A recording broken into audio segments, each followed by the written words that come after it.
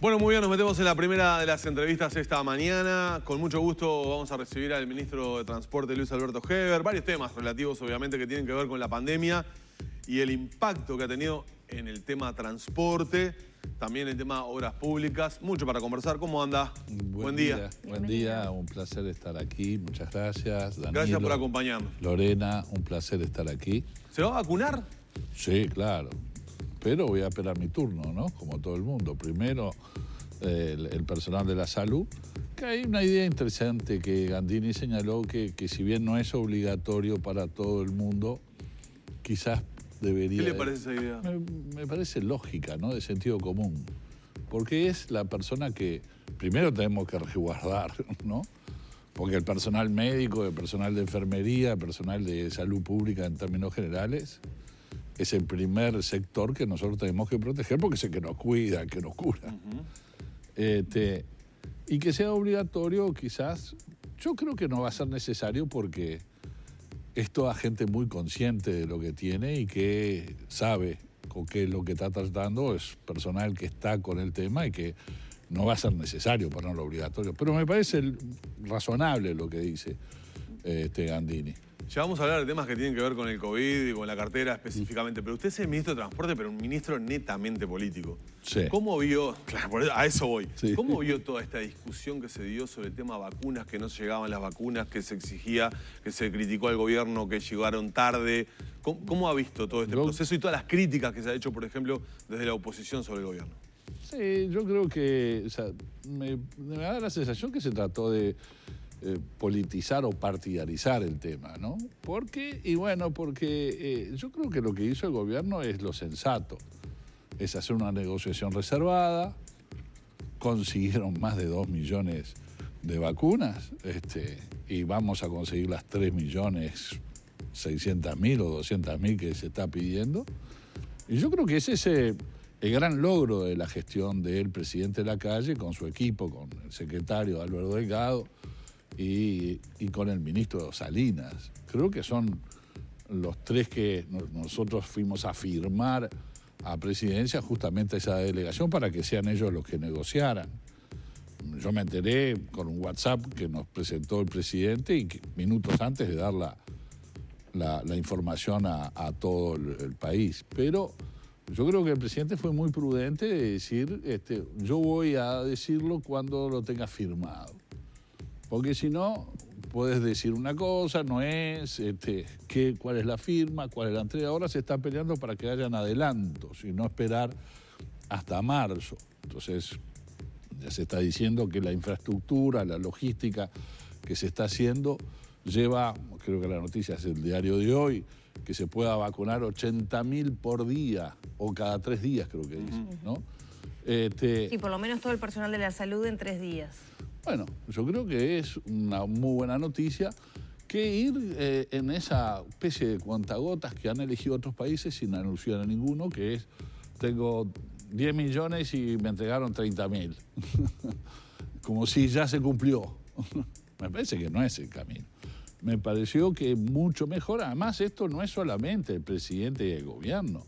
Esto está apoyado en el GACH, que es el grupo de científicos que en forma honoraria nos están dando una mano y que ha sido el gran logro, la mejor decisión que se ha tomado el Uruguay es la creación de este grupo de científicos que son los que influyen en las decisiones de carácter político. Entonces, medio que se despartidariza el tema.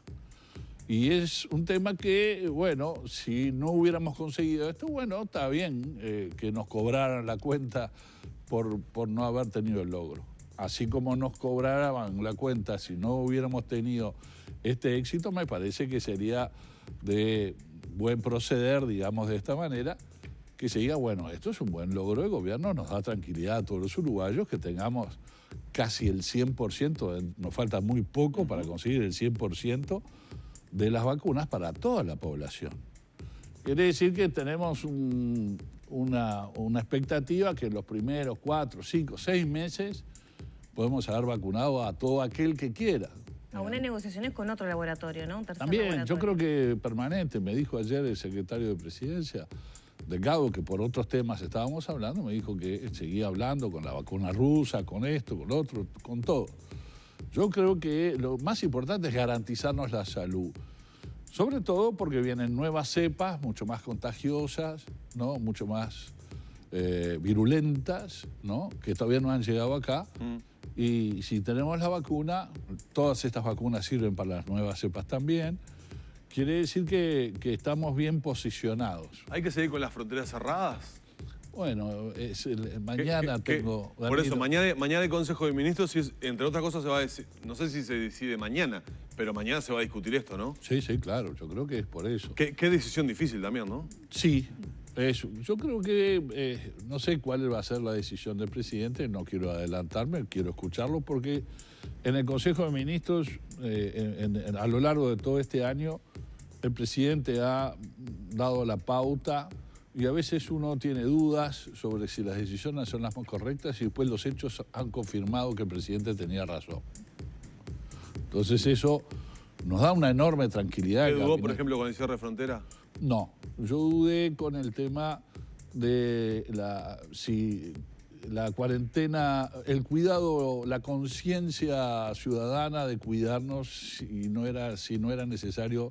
Más restrictivo. Tomar una medida restrictiva, como sugerían algunos. Yo solamente escuchaba en el gabinete porque no es el tema que yo tengo entre manos. Yo construyo carreteras, puertos, estoy en otra tarea específica dentro del Estado, pero escuchaba y no salí del todo convencido y al poco tiempo creo que debemos reconocer que el presidente tenía razón. ¿Eso fue al inicio de la pandemia o ahora hace poco cuando rebrotaron los casos? Estoy hablando del inicio. Entonces el presidente dio la pauta, acertó, fue la medida correcta y recién nosotros en fines de noviembre, diciembre es cuando se nos fue un poco de las manos lo que venía muy bien controlado por parte del gobierno y por el grupo asesor técnico científico que viene dándose. Entonces, tú me preguntas, ¿cierre de fronteras sí o no? Bueno, yo voy con espíritu abierto y sobre todo a escuchar que quien viene teniendo el acierto en todo este tema, que es el presidente de la República, porque las medidas de cierre fueron para evitar la ola de ingreso al país que se registraba todos los años, en donde ingresaban más de 100.000 uruguayos a visitar a sus familias y ingresaban 100.000 argentinos porque son propietarios y porque que no son residentes, pero que sí vienen a pasar un poco de verano. Entonces eran 200.000 personas, que era prácticamente imposible que nosotros pudiéramos controlar eso frente a un crecimiento como el que teníamos en el mes de diciembre. Y fue acertada la medida. Muy enojosa, muy antipática, digámoslo, porque hemos tenido miles de casos que nos golpean y dicen, no, yo viajé por 15 días y ahora no puedo traer a mi hija o mi hijo no puede ingresar. Toda una casuística que se da, que es terrible. Pero se bancó bien esta ola. Las proyecciones decían que estaríamos ahora con muchísimos más infectados por día de lo que estamos teniendo, aunque está alto, seguimos más o menos del 10%, que es la cifra que vamos siguiendo, que vamos midiendo. Y yo creo que ya pasó el tiempo de las fiestas y de esa ola. O sea que se podría flexibilizar no un sé poquito cuánto, no sé cuánto. Yo ahí me gustaría tener, como responsable de tomar junto a los otros ministros y el propio presidente, ¿qué opina el grupo científico? ¿Mañana se define también la ampliación de frecuencias de buquebús entonces en este contexto? No, todavía no está decidido. Nosotros hemos traído gente que sacó el pasaje antes del 6 de enero y que están varados en Buenos Aires. Hemos traído 3 barcos. Ya los últimos no vinieron llenos. El primero sí, pero los últimos 2 andían 400, 500. Y restan traer 350 uruguayos y argentinos residentes, que es lo que permite, que sacaron el pasaje antes del 6 de enero. Entonces eso es lo que... Para completar esa venta de pasajes que se hizo antes del 6. Antes del 6. Y eso es lo que se permite ahora. Ayer firmé la resolución. El 28 de enero va a venir el último barco. Y no quedaría nadie que sacó pasajes para entrar al país porque pensaban que después del 31, después del 11 se abría el Uruguay el ingreso. Entonces sacaron pasajes pensando que después del 11 estaban abiertos. Igual la empresa emitió sin autorización, ¿no? No, ¿O sí tenía autorización? la empresa son empresas que vienen vendiendo siempre con anticipación. Claro. No es que tomó la decisión vendiendo. No lo puedo decir, pero lo lógico es pensar como pasaje de avión o para garantizarse la bodega en el barco. Sacan 2 o 3 meses para planificar sus vacaciones. O sea, hay mucha gente que sacó ese pasaje pensando que no íbamos a tener un cierre de fronteras. Producido el cierre, estamos trayendo primero al 16 de diciembre, era la primera fecha, y la segunda fecha el 6 de enero.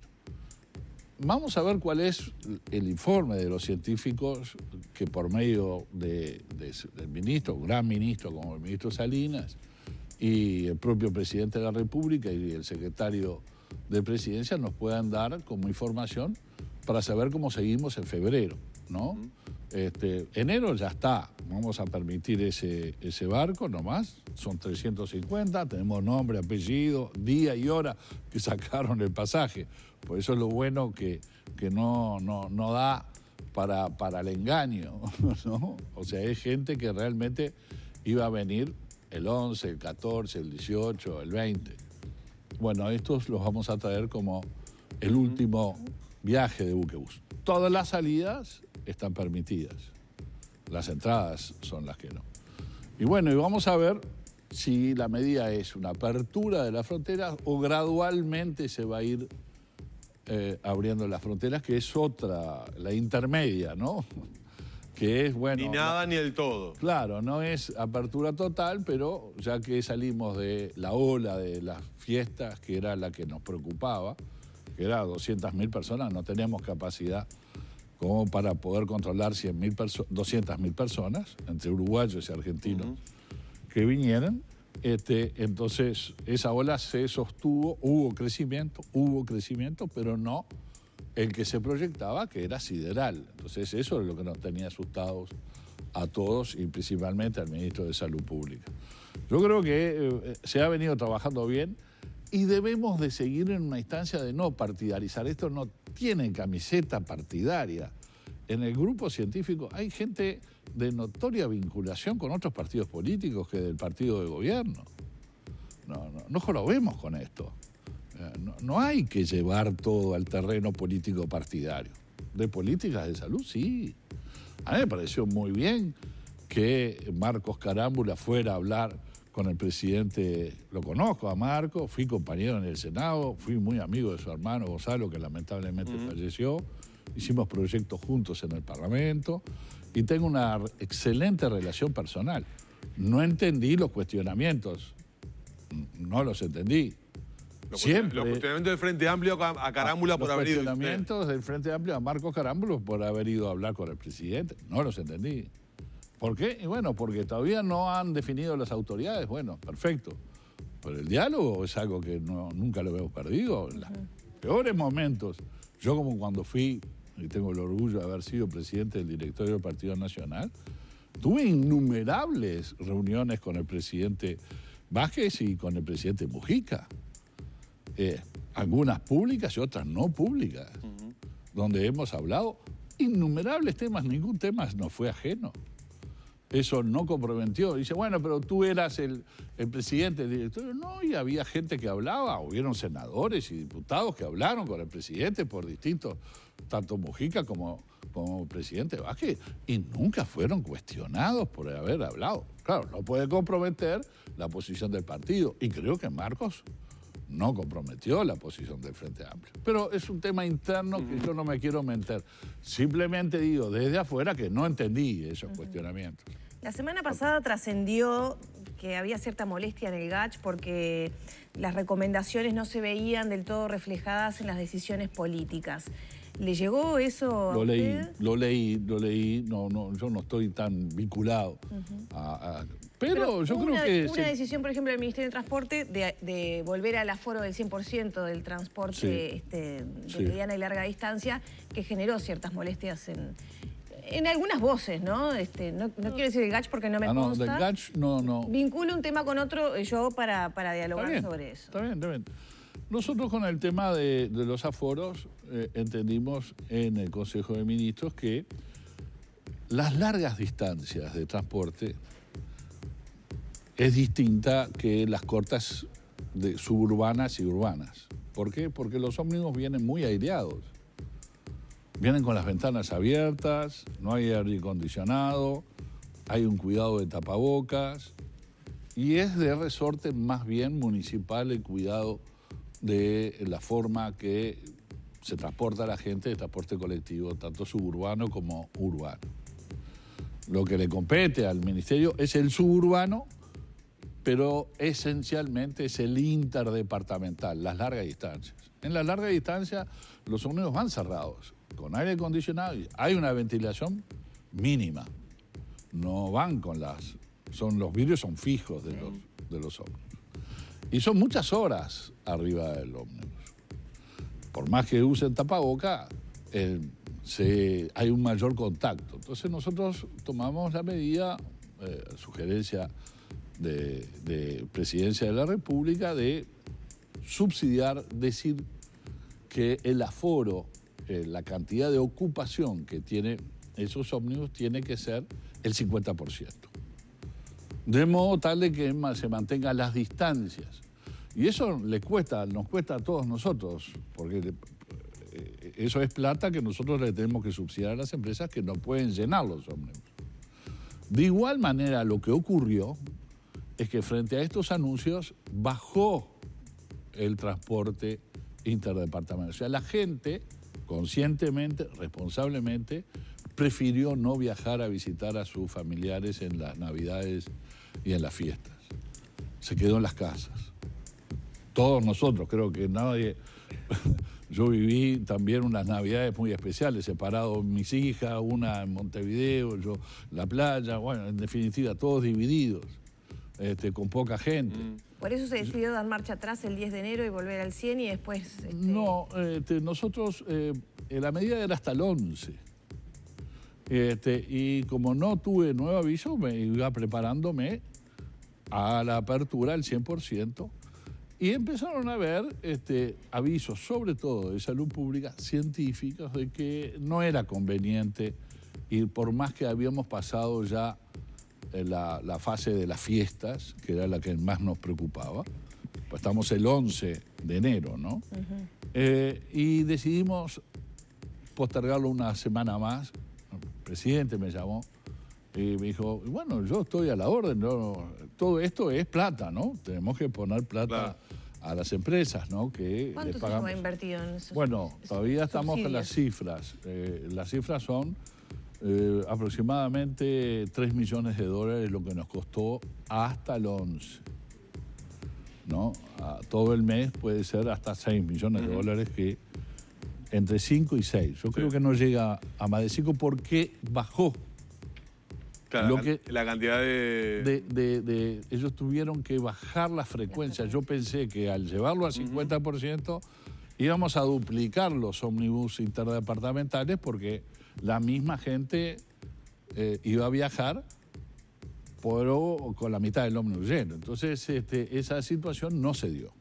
Lo que se dio es que bajó, incluso en algunas frecuencias ni siquiera llegaba al 20% de la ocupación de asientos. Quiere decir que las medidas, yo creo que la gente las tomó como propias y optó por no viajar, ¿no? En ómnibus, o tratar de evitar el viaje en ómnibus. Antes que se nos vaya el tiempo de la entrevista, quiero preguntarle por... el Zunca está anunciando una gran movilización de alguna manera...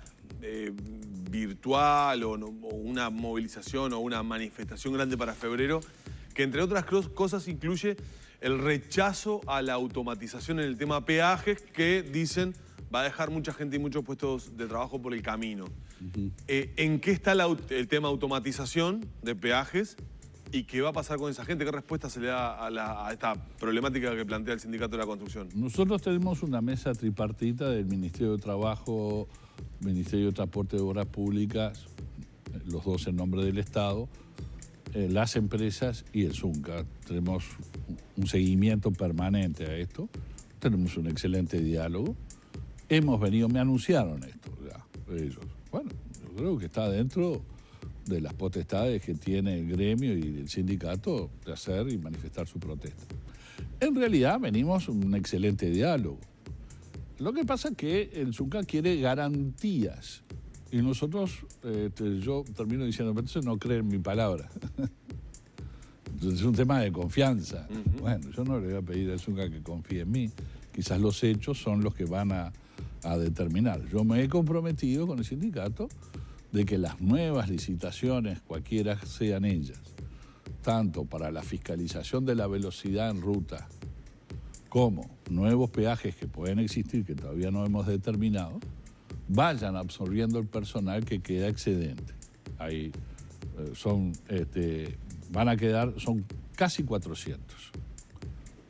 Todos los funcionarios de los 15 peajes que hoy existen en todo el país. Eso sí se automatiza todo. No. 400 son todos. Sí. 150 quedan trabajando en la automatización. Se dice, todavía no se ha confirmado, pero se ha dicho, el ZUNCA ha dicho que todavía no es seguro, que aproximadamente 80 o 90 estarían dispuestos a tener un retiro incentivado. Están próximos a jubilarse, que optarían ellos por un retiro incentivado y estamos discutiendo cómo es el incentivo. Y quedaría 150 o 130 funcionarios más que trabajan en los peajes, que perfectamente, mediante un seguro de paro, podemos esperar a las licitaciones, que yo tengo comprometido en poner en cada una de ellas un punto o varios puntos a favor de las empresas que tome personal del peaje. Entonces, el ZUNCA viene y dice, bueno, por eso no es garantía. Bueno, yo creo que sí. Entonces ahí tenemos una discusión que no podemos resolver. La automatización para mí es necesaria porque nosotros estamos pagando un alto costo por el cobro de los peajes. Esto es, de 70 millones de dólares que recaudan por año los peajes, 20 millones quedan en las empresas que cobran para el personal, para la seguridad, y es mucha plata. Y es plata que pagamos los uruguayos. Y yo quiero que esa plata vaya a carretera, no que quede en una empresa que se encarga de cobrar. Esto es arriba del 26%. En el mundo, el costo de cobro anda alrededor del 12%, del 10%. Yo quiero tener ese porcentaje. Eso significaría que igual me va a seguir saliendo porque la tecnología hay que mantenerla, las fotos hay que tenerlas, pero significaría que tengamos 10 millones de dólares más para gastar en ruta. ¿Qué es más trabajo para quién? Para gente del ZUNCA. O sea, nosotros lo que estamos volcando esa plata es para rutas y me parece que es mejor la inversión así. Y lo he explicado en todos los idiomas y el ZUNCA no está en contra de esto. Ellos quisieran que mantuviéramos a todo el personal, pero si yo mantengo a todo el personal, no voy a poder bajar los costos que significa volcar a la obra 10 millones de dólares que sí son necesarios, que son 50 millones en el periodo, ¿no? Son 10 por año. Claro. Ministro, nos quedaron muchos temas en el tintero, pero a cuenta de más. Gracias por habernos acompañado esta mañana. Lorena, un placer cuando quieran. Muy bien.